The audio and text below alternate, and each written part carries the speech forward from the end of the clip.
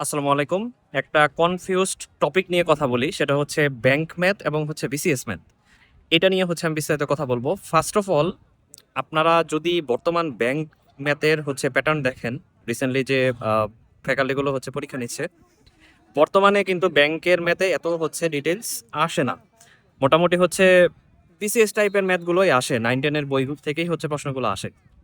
কিন্তু আগের ম্যাথগুলো যদি দেখেন, ফর এক্সাম্পল আইবিএ অথবা হচ্ছে আগে বিআইবিএম পরীক্ষা নিত। এই ম্যাথগুলো হচ্ছে মোর অফ আগারওয়াল। আমি যখন হচ্ছে একসাথে চাকরি পরীক্ষার পড়া শুরু করি, তো এক নামে হচ্ছে আগারওয়ালের ম্যাথ এইটা হচ্ছে করানো হতো অ্যান্ড আমি একটা প্ল্যাটফর্মের সাথে যুক্ত ছিলাম। এখানে বলা হয়েছিল যে আপনি বাংলা ভার্সনে কোনো ম্যাথ বই কিনবেন না, আপনি ডিরেক্ট হচ্ছে আগারওয়ালের যে ইংলিশ ভার্সন এটাই পড়বেন। এতে কি হবে যে আপনি পরীক্ষা হলে ম্যাথ পারবেন। এটা আমার মনে হয় রং একটা কনসেপ্ট। আপনি ইংলিশে যদি ম্যাথ করতে যান, ফার্স্ট অফ অল আপনার প্র্যাকটিস হবে ভালো কথা, বাট এটা অনেক বেশি টাইম কনজিউমিং হবে, অনেক মানে অনেক। এখন আপনি ম্যাথ তো হচ্ছে প্রসেস করছেন, ক্যালকুলেশন করছেন, আপনার ক্যালকুলেশন ইংলিশেই করতে হবে, এই ব্যাপারটা তো আমি মোটেই একমত না। আপনি যেটা করতে পারেন যে বিভিন্ন ইংলিশ টার্ম আছে, যেটা হচ্ছে যেমন গুণের ইংলিশ কি, যোগের ইংলিশ কি, এই ইংলিশ টার্মগুলো হচ্ছে জাস্ট পড়তে পারেন। এই ইংলিশ টার্মগুলো পড়লে আমার মনে হয় যে ম্যাথ আলাদা করে ইংলিশে যে প্র্যাকটিস করা লাগে ব্যাপারটা তা না। এবার ফিরে আসি। ফার্স্ট অফ অল আমি ব্যাংকে মোট ৫টা রিটেন পরীক্ষা দিয়েছি। ৫টাই হচ্ছে আলহামদুলিল্লাহ কৃতকার্য হয়েছি। কিন্তু আমি এখানে বলব, আমি কিন্তু ব্যাংকের জন্য কোনো রকম ম্যাথ পড়িনি। মানে ব্যাংকের যে ইংলিশ ভার্সনের ম্যাথ বা ব্যাংকের জন্য আলাদা কোনো ম্যাথ বই, আমার কিন্তু আলাদা কোনো ম্যাথ বই ছিল না। ফার্স্ট অফ অল আমি জাস্ট ২ টা বই পড়েছি। একটা হচ্ছে ককটেল প্রিলি, ককটেল রিটেন বিসিএস এর জন্য। এখন বলবেন যে ককটেল পড়লে কি এনাফ কিনা? আমি বলব 100% এনাফ। বর্তমানে ব্যাংকে যে ধরনের প্রশ্ন আসে, ফার্স্ট অফ অল প্রিলির কথা তো ভুলেই যাই। প্রিলিতে হচ্ছে আগে নাম্বার বেসড অনেক কোয়েশ্চেন আসতো, যে নাম্বারের যে মেথড ক্যালকুলেশন খুব কঠিন করে আসতো। বর্তমানে আপনি এরকম প্রশ্ন খুব কম পাবেন।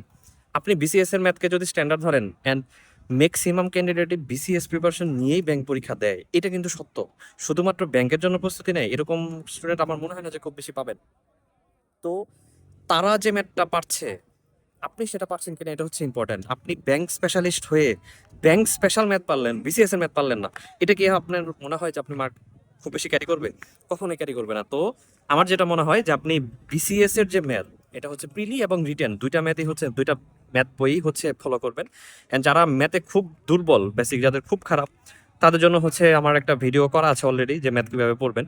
অ্যান্ড লার্জলি বলি যে ব্যাংকের ক্ষেত্রে আলাদা করে পড়ার কোনো রকম প্রয়োজন নেই। তবে হ্যাঁ, যেটা লাগবে আপনার ককটেল ২টা বই অবশ্যই ক্লিয়ার থাকা লাগবে।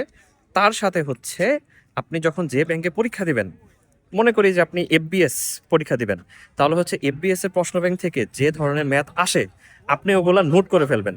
যে এফবিএস এ কি কঠিন ম্যাথ আসছিল, ওই ম্যাথগুলো হচ্ছে আমি প্রপারলি নোট করে ফেলবো। এইভাবে সেম আপনি ধরেন আর্টস ফ্যাকাল্টি, যেমন আমি হচ্ছে আমার একটা নোট খাতা ছিল যে আমি আর্টস ফ্যাকাল্টির যত ম্যাথ আসছে আমার সবগুলাই নোট করা আছে। যে আমি দেখলেই বুঝতাম যে এটা আসলে আর্টস ফ্যাকাল্টির ম্যাথ। এটা আমি কখন করেছি? এটা হচ্ছে আর্টস ফ্যাকাল্টি নিবে এরকম কোনো প্রিলি অথবা কোনো রিটেনের আগে আমি ওই কোশ্চেনগুলো অ্যানালাইসিস অনেক ভালোভাবে করেছি। এখন আপনার ক্ষেত্রে কিন্তু সেম কথা।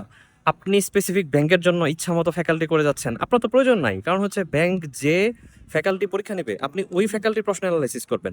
তবে আপনার বেসিক থাকবে হচ্ছে অবশ্যই বিসিএস এর যে ম্যাথগুলো, সেটা হবে আপনার বেসিক। তো এখানে কোনো ডিফারেন্ট মেথড আমি আসলে দেখি না।